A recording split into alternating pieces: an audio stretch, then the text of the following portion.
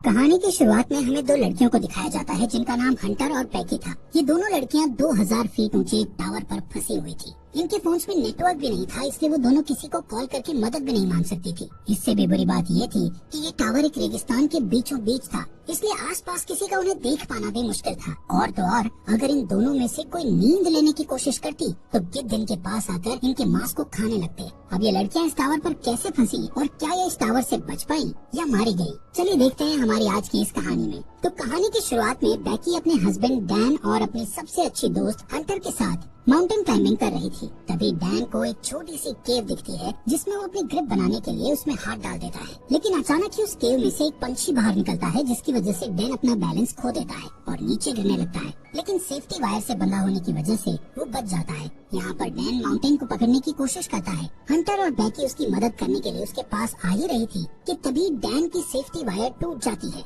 और वो नीचे गिरकर मर जाता है। यहाँ से सीन प्रेजेंट में 1 साल बाद दिखाया जाता है, जहाँ बैकी आज भी उस इंसिडेंट में मरे अपने हस्बैंड को याद करके बहुत दुखी थी। वो काफी ज्यादा ड्रिंक करने लगी थी, जिससे वो डिप्रेशन में थी। उसकी इस बात से उसके फादर जेम्स उसको लेकर काफी परेशान थे। वो बैकी को उस इंसिडेंट से मूव ऑन करने को कहते हैं, लेकिन बैकी उनकी कोई बात मानने को तैयार नहीं थी। एक दिन बैकी अपनी लाइफ से परेशान होकर बहुत सारी दवाइयाँ एक साथ खाकर सुसाइड करने की कोशिश करती है कि तभी उसके फोन पर हंटर का कॉल आता है, जिससे वो सुसाइड नहीं करती। अगले दिन हंटर उसके घर जाती है। हंटर बैकी को उस इंसिडेंट से बाहर निकालने के लिए उसको कहती है कि उसने B67 टीवी टावर पर क्लाइंब करने का प्लान बनाया है और जिसमें तू भी मेरे साथ क्लाइंबिंग करने चल रही है। अब क्योंकि हंटर जानती थी कि बैकी को एडवेंचर प्लेसेस पर जाना बहुत पसंद था और काफी लंबे समय से उसने कोई एडवेंचर भी नहीं किया था, बैकी जो इस टाइम काफी परेशान थी, इसलिए वो हंटर को क्लाइंबिंग करने से मना कर देती है। लेकिन नेक्स्ट मॉर्निंग जब वो किचन में रखी अपनी मेडिसिन लेने जाती है तो वो थोड़ा सोचते हुए डिसाइड करती है कि वो उसके साथ क्लाइंबिंग करने जाएगी। इसके बाद हंटर और बैकी दोनों उस टावर की ओर निकल जाते हैं। रास्ते में बैकी हंटर के फोन में उसकी कुछ पुरानी फोटोज देखने लगती है। जैसे ही वो स्क्रॉल करते हुए आगे और फोटोज देखती है तो हंटर की एक फोटो में वो नोटिस करती है कि हंटर के कंधे पर एक लड़के का हाथ था। बैकी हंटर से उस लड़के के बारे में पूछती है, लेकिन हंटर उसे कुछ भी बताने से मना कर देती है। तभी यहाँ बैकी के फोन पर उसके फादर का कॉल आता है, लेकिन वो कॉल पिक नहीं करती। काफी देर ड्राइव करने के बाद वो एक होटल में रात गुजारने के लिए रुकते हैं। डिनर करते वक्त बैकी को पता चलता है कि हंटर अब एक यूट्यूब ब्लॉगर है और यूट्यूब रेवेन्यू से ही वो अपनी ट्रैवलिंग का खर्च उठाती है। इसी दौरान बैकी की नजर विंडो के बाहर उस टीवी टावर पर पड़ती है जहाँ पर वो दोनों जा रही थी। हंटर बैकी को बताती है कि ये टावर यूनाइटेड स्टेट का चौथा सबसे ऊंचा टावर है।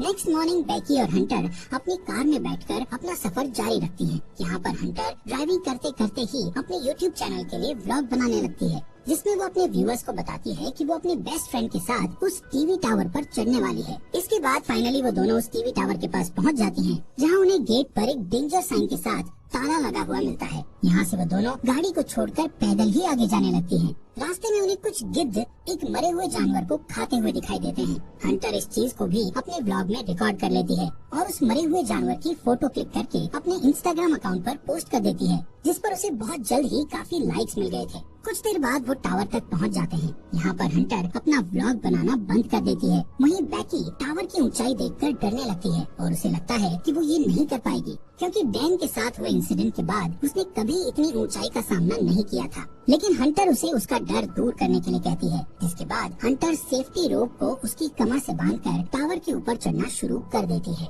ये पूरा टावर काफी पुराना हो चुका था, जिस पर पूरी तरह से जंग लगी हुई थी। इस टावर की सीढ़ियाँ हिल रही थी और नट बोल्ट भी काफी लूज हो चुके थे। यहाँ पर ये दोनों काफी ऊपर तक चढ़ चुकी थी कि तभी बैकी के हाथ से सीढ़ी का एक पुराना हिस्सा टूटकर नीचे गिर जाता है, जिससे बैकी थोड़ा डर जाती है, लेकिन वो हिम्मत करके फिर से उस टावर के ऊपर चढ़ने लगती है। ऐसे ही धीरे धीरे वो आधे टावर तक पहुंच जाती है, यानी 1000 फीट ऊपर, जहाँ से शहर काफी छोटा दिखाई दे रहा था। ये दोनों यहाँ पर कुछ देर आराम करती हैं और पानी पीने के बाद फिर से क्लाइंबिंग करने लगती हैं। थोड़ी देर बाद वो 1800 फीट ऊपर पहुँच चुकी थी और अब उन्हें सिर्फ 200 फीट ही ऊपर चढ़ना था। बैकी इतना ऊपर चढ़कर काफी डरने लगती है, क्योंकि वहाँ हवा बहुत तेज चल रही थी और सीढ़ियाँ भी काफी पुरानी होने की वजह से हिल रही थी। वो हंटर से कहती है कि अब उन्हें वापस नीचे जाना चाहिए, लेकिन हंटर उसे बोलती है कि अब इतनी ऊपर आकर उन्हें हार नहीं माननी चाहिए। जिसके बाद वो वापस से ऊपर चढ़ने लगती हैं। यहाँ से टावर के ऊपर चढ़ने का रास्ता काफी खतरनाक था। रास्ते में लगी कुछ डिस्क को हंटर ने काफी आसानी से पार कर लिया था और अब वो बेकी को भी उन्हें पार करने में मदद कर रही थी। अब जैसे जैसे वो ऊंचाई पर जा रही थी वैसे वैसे हवा का प्रेशर भी बढ़ता चला जा रहा था, जिससे बेकी और ज्यादा डर रही थी।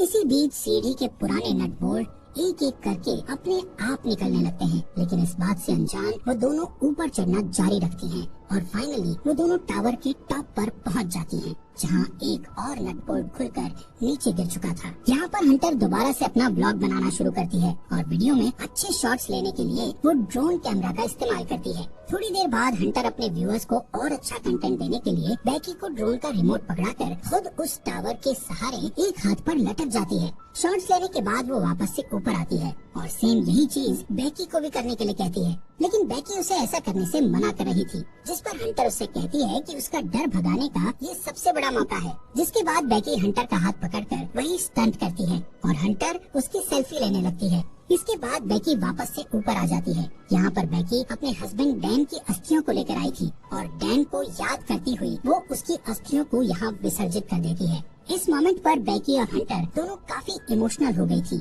इसके बाद वो डिसाइड करते हैं कि अब उन्हें वापस जाना चाहिए, इसलिए वो अपने सेफ्टी वायर को खुद से कनेक्ट करती है और बेकी नीचे जाना शुरू कर देती है। लेकिन जैसे ही वो पहला कदम सीढ़ी पर रखती है तो सीढ़ी टूट जाती है और वो सीढ़ी के साथ साथ नीचे गिरने लगती है, लेकिन हंटर किसी तरह उसे पकड़कर वापस ऊपर खींच लेती है। यहाँ पर बेकी मौत के मुंह से बचकर आई थी, जिससे वो जोर जोर से डर के मारे रोने लगती है और अचानक दोनों हंसती हैं। नीचे देखने पर उन्हें पता चलता है कि अब उनके नीचे उतरने के लिए कोई सीढ़ी ही नहीं है। वो दोनों अपने अपने फोन को चेक करती है, लेकिन उनके फोन में कोई नेटवर्क नहीं था और उनका बैग भी नीचे टावर डिस्क पर गिर चुका था, जिसमें उनके खाने पीने का सामान था।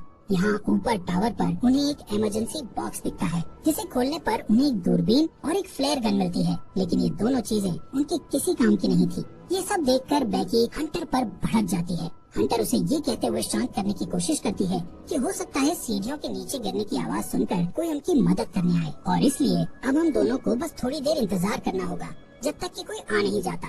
तभी हंटर नोटिस करती है कि पिछली बार सीढ़ियों के गिरने की वजह से बेकी के पैर पर चोट लगी थी और अब उस चोट से ब्लड बाहर आ रहा था। यहाँ पर हंटर बेकी की चोट पर अपनी शर्ट बांध देती है। कुछ समय बाद बेकी हंटर से पूछती है कि उसने व्लॉगिंग क्यों शुरू की, जिस पर हंटर गलती से डैन का नाम ले लेती है, जिससे बेकी के मन में हंटर के प्रति शक बैठ जाता है। कुछ देर बाद हंटर अपना फोन चेक करती है, जहां उसने कुछ देर पहले अपनी सोशल साइट पर एक मरे हुए जानवर की फोटो अपलोड की थी, जिससे उन्हें एक आइडिया आता है कि वो अपने फोन पर एक हेल्प मैसेज टाइप करेंगे और उस फोन को रस्सी से बांधकर नीचे लटका देंगे, ये सोचकर कि शायद नीचे जाने पर फोन में सिग्नल आ जाए और उनकी पोस्ट अपलोड हो जाए। हालांकि उनकी ये कोशिश नाकामयाब हो जाती है। इसके बाद उन्हें लगता है कि जरूर जमीन पर तो नेटवर्क होगा ही, इसीलिए वो उस फोन को अपने जूते में डालकर उसके चारों ओर अपनी जुराबे फंसाकर जूते को नीचे गिरा देती हैं। यहाँ टावर पर अचानक बेकी का ध्यान हंटर के दूसरे पैर पर जाता है, जहाँ 143 का टैटू बना हुआ था, जिसे देखकर उसे याद आता है कि उसका हस्बैंड डैन हमेशा उसे आई लव यू कहने के लिए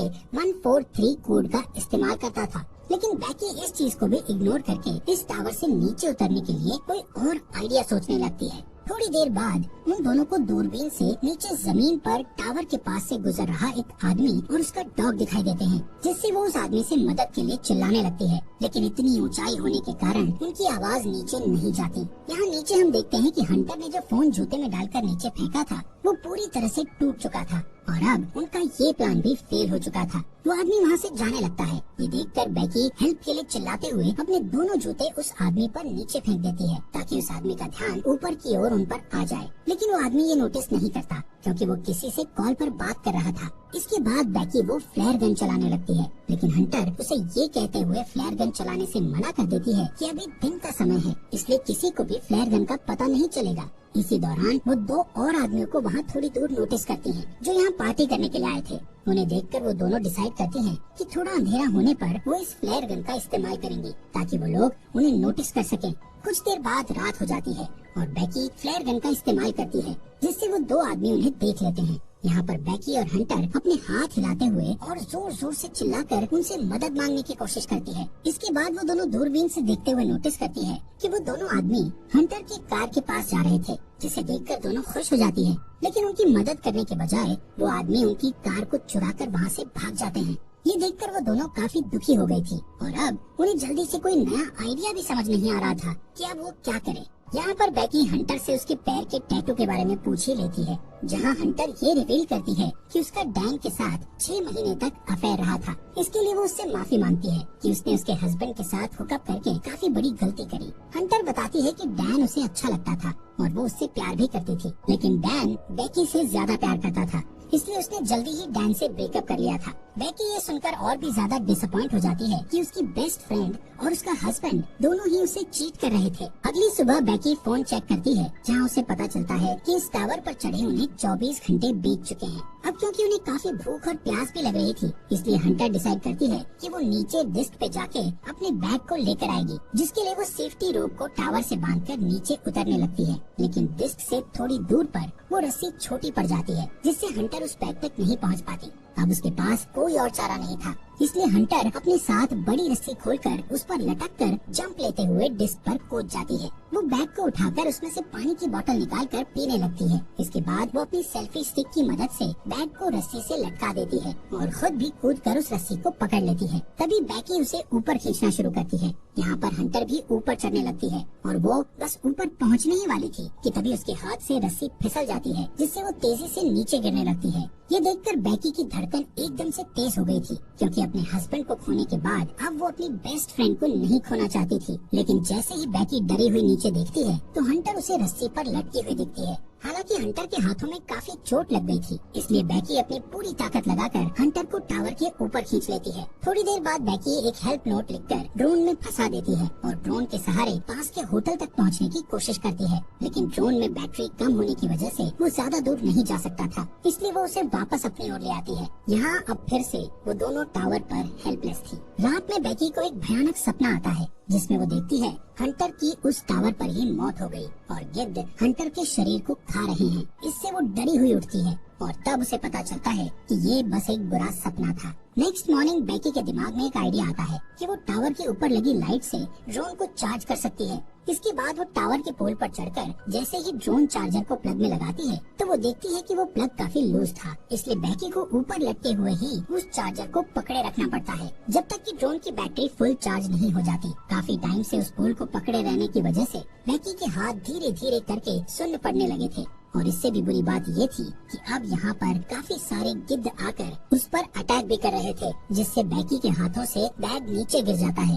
थोड़ी देर बाद वो ड्रोन की बैटरी फुल चार्ज हो जाती है, जिससे बेकी नीचे आ जाती है। इसके बाद वो ड्रोन को होटल तक पहुँचाने की कोशिश करती है, लेकिन जब वो ड्रोन होटल तक पहुँचने ही वाला था तो उसकी टक्कर एक ट्रक से हो जाती है, जिससे वो बिल्कुल टूट गया था और उनको ड्रोन कैमरा से भी कुछ दिखाई नहीं दे रहा था। ये देखकर वो दोनों और भी ज्यादा डर गई थी, क्योंकि अब उनके पास बचने का कोई भी ऑप्शन नहीं था। वो थकी हारी उस टावर पर हार मानकर बैठ जाती है। शाम के समय वहाँ तूफान बनने लगे थे, जिससे उनका जिंदा रहना और भी मुश्किल हो गया था। यहाँ पर बेकी को बहुत तेज नींद भी आ रही थी, इसलिए वो वहीं सोने लगती है, लेकिन हंटर उसको सोने से मना करती है, क्योंकि उनके सोते ही गिद्ध फिर से उन पर हमला करने लगते। बेकी हंटर से उसका दूसरा जूता भी मांगती है, ताकि इस बार वो उसमें अपना फोन डालकर नीचे फेंक सके। हंटर उससे कहती है कि मेरा जूता तो नीचे डिस्क पर ही गिरा हुआ है। यहाँ से कहानी में एक बड़ा ट्विस्ट आता है और हमें पता चलता है कि जब हंटर नीचे डिस्क पर कूदी थी तो उसी टाइम डिस्क पर गिरने से उसकी मौत हो गई थी और उसके बाद से बेकी अकेले ही सरवाइव कर रही थी।